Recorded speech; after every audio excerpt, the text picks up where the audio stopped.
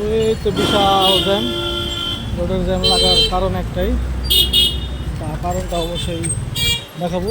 এই রোডের কোনো মা বাবা নাই, পাশে আমাদের একদিকে ভ্যান, একদিকে আলহাজ আসুন আজমতুল্লাহ খানের বাসা। তো তার রাস্তা এই কতটা ভিডিও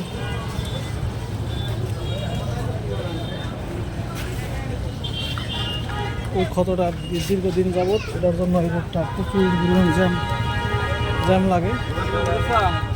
আসলে এগুলো বলার মতো কেউ নাই, দেখার মতো কেউ নাই। তো রোডটা এখানে পাশে আজমতুল্লাহ খানের বাসা। তো আসলে উনি রাজবাড়ী মহানগর আওয়ামী লীগের সভাপতি সাহেব। তো উনি কিছু করে নাই রোডটা, এই কারণে রোডটা শুধু এখানে না, সামনে আরও একটা খদ আছে, ওইখানে এরকম মাঝে মধ্যে ঈদের সময়, বিশেষ করে ঈদের সময় জ্যাম লাগে। আরও প্রথম যেই খদটা দেখালাম, এটা তো নিত্য নতুন প্রতিদিন গাড়ির চাপ পড়লে ওইখানে জ্যাম লাগা যায়। দেখেন রোডের অবস্থা।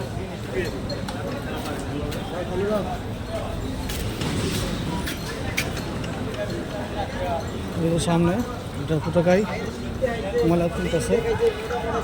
রোডের মাঝখানে যে এরকম থাকে, তো গাড়িগুলোর অবস্থা কি কিছু বলতে পারে?